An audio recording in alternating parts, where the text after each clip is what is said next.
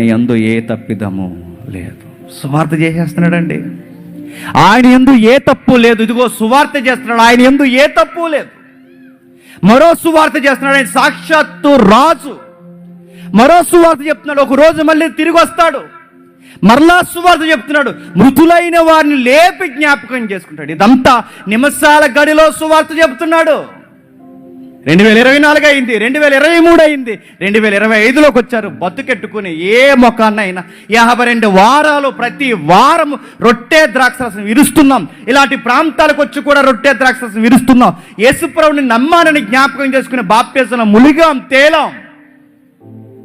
ఆరోగ్యం బాగుంది, చేతులు బాగున్నాయి, కాళ్ళు బాగున్నాయి, పరిస్థితులు బాగున్నాయి. నీ తోటోలకు ఒక్కడిగా చెబుతున్నావా నీ ప్రభుని కూర్చి? మచ్చలేనోడు మన కొరకు పుట్టాడని ఒక్కడిగా చెబుతున్నావా?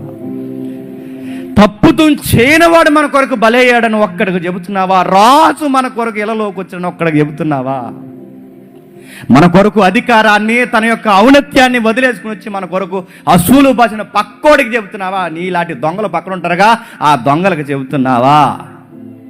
నీలాంటి నాలాంటి దొంగలు పక్కనుంటారుగా, ఆ దొంగలకు చెబుతున్నావు? చెప్పు. చెత్తంతా మాట్లాడతావు, దరిద్రమంతా మాట్లాడతావు, గంటల గంటల సోది కొడతావు, పనికి మాల మాటలన్నీ మాట్లాడుకుంటావు.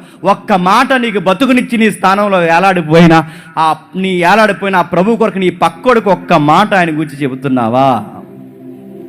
చెబుతున్నాడు చూడండి, ఆ అబ్బాయి ఏలాడిపోతూ చెబుతున్నాడు చూడండి, బాధపడుతూ చెప్తున్నాడు చూడండి. రే, మనం చనిపోతే చనిపోయాం, మనం పోతే పోయాం, ఆయన ఎందుకు అంటావు?